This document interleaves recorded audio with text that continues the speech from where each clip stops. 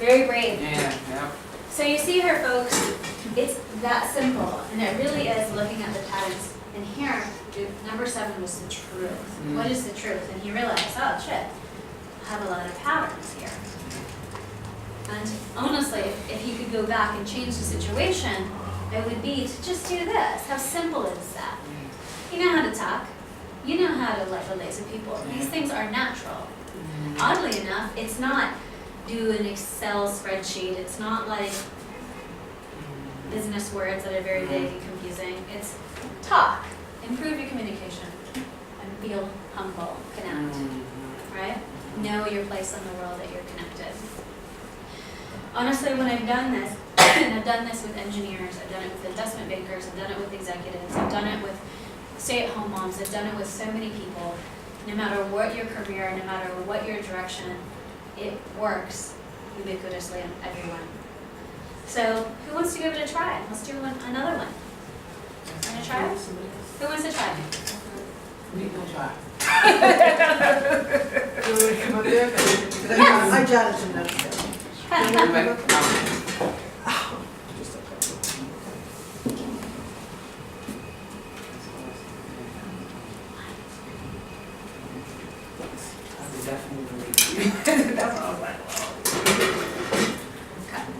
So now that we've established the 7 steps, right, what happened?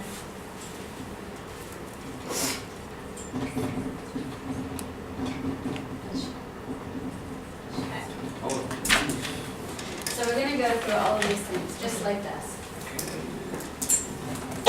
And you can do this anytime.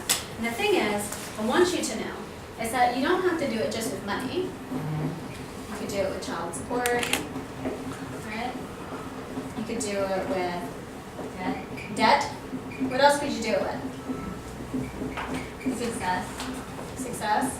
You could do it with bills. Credit. You could do it with any kind of word. And the reason why it's so important that I say in the money formula is that the money formula is just the first step. You have to change every single emotional connection to every word in your financial vocabulary. Because when you change all of this, you feel 100% different. Any questions? No? Good. So there's many different words that you could use. Loans, credit card, car payment, etc. So many things that you could apply to this situation. So, all right, we're going to go into your debt, child support, credit cards, mortgage. Mortgage is a good one. For example, with my husband, Lottery. I have one. I had a belief. You can do love. I had a belief with lottery that that only lazy people won. I think that too. That people who are desperate are the people who win. Exactly. That's what I And so I'm not lazy, so I'm never going to win, even though I play, right? But I know someone who won $9 million, so I know it's possible. And I know it could happen around me. But to me, oh no, I'm not lazy. How could I possibly win? Maybe I'll write another book, The Lottery. Right? So there's a lot of things that you could attach to that. So let's check yours out here. I want you to think about the concept of money. Concept of money, everything involved with money. What is your first thought when you think money?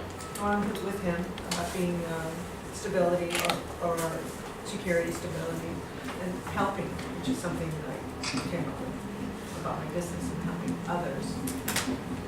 People around me. So we do have a conflicting feelings here. But let's go see it. So stability, security, helping. Okay, put that into a ball. Where do you feel that in your body? My neck and my shoulders. Okay, neck, shoulders. And what emotion would you say is lodged in there? Probably Listen to it. fear. Fear. So fear. Fear of failure. Fear of failure. Yeah. Even more More interesting. specific. That's good. I like that. Thank you. So she intuitively feels, which is interesting. Look at this. Are these aligned?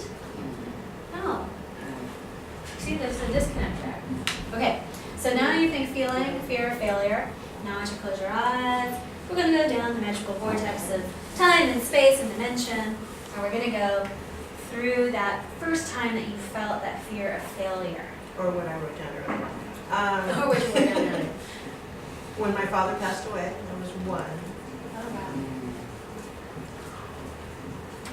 And the other one, because you said between 4 and 6 years old, I thought, okay, let me go there. This may be kind of way off base, but this is what I thought of when you said that, having my own space to grow. It's good. And the thing with the ages, it's not concrete. You can change it. It could go 15, it could go 18. It doesn't matter, but this is usually when it's consistently consistent. Yeah, well, that's when it started, and then after that, it became consistent as I grew up. Yeah. So that was a pattern. There you go. So wherever your first memory goes, it's cool, but keep taking it back. For me, this feels like when my father passed away. I would say this is probably the core memory. And But I was older, I was 23 when that Oh, 29, never mind. happened. Yeah, So, good. So own space to grow then. Okay. those 4. Now we're clarifying here. Yeah. Okay. So when she was in her 4th year, she had this thought of the own space to grow. Okay. And then your father passed away when you were 23? 24. Whatever. 23, yeah. Perfect. Okay. So she went to that first memory, but go even earlier. It's okay if your first memory is a little bit older, but it's just the start of a pattern that you can consciously remember. Okay. So when you were this and you had that memory, take us through that memory, that what happened that led you to deduce that you need your own space to grow. I didn't have my own room. I didn't have my own space to have my things. Oh. And not just my own room, just space to have things. And so what did you learn to believe from that situation about life? I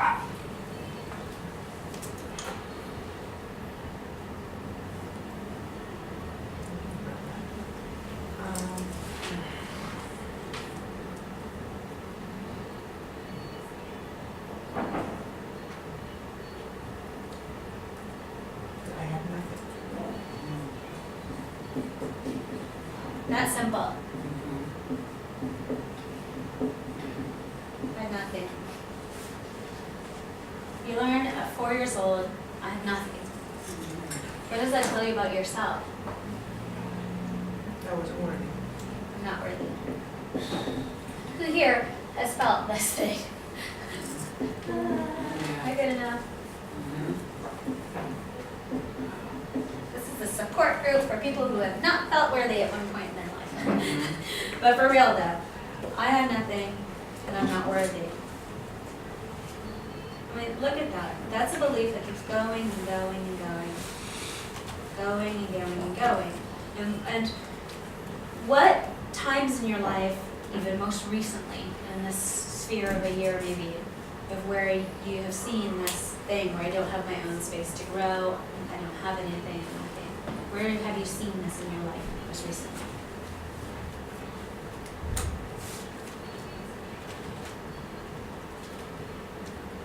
That's tough to see.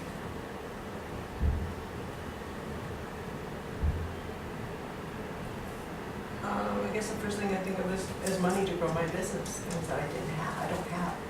I think I don't have. I have resources and I've been able to tap into those resources the whole time I've had my business. So that, I have something.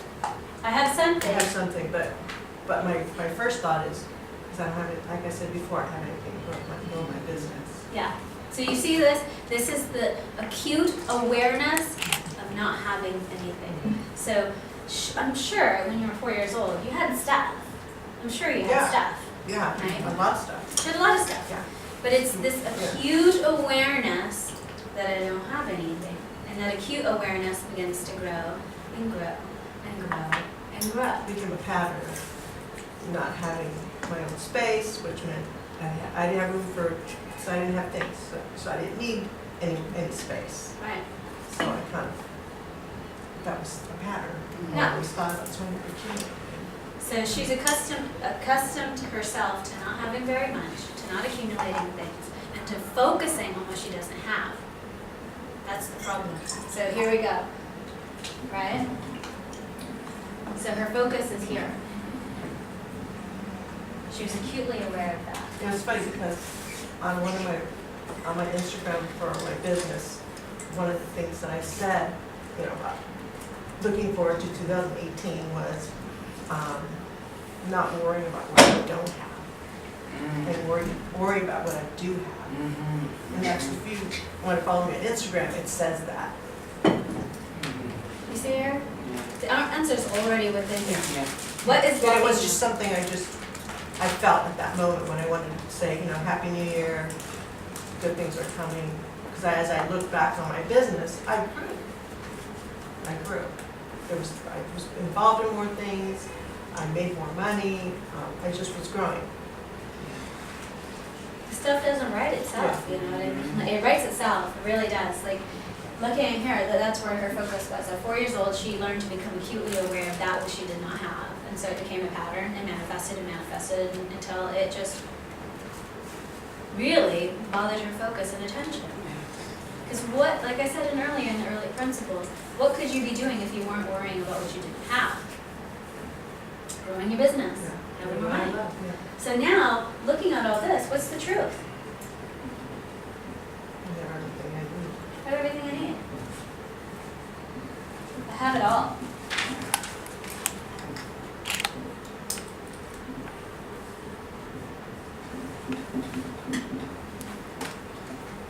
I have it all and I have everything that I need. And that feeling changes the complete dynamic of where you're going in your life and your career. It's to truly nail it. Yeah, I'm fine. I really do. And to really make that a conscious point of awareness. It's always, I don't want to say a battle, I've always, I was in the past. yeah, and now I'm like, okay, this is what I have to think about.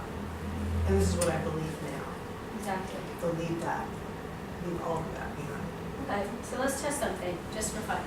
I want you to stick your arm out. You're fine. Yeah, good. I'll come here. So I want you to think about the word money from 2 hours ago. Just think about it. So she can't even hold it. Think about money now. It's already subconsciously within her that, oh, I already have everything I need. You see that? It just changes. Thank you. You're welcome. Yeah.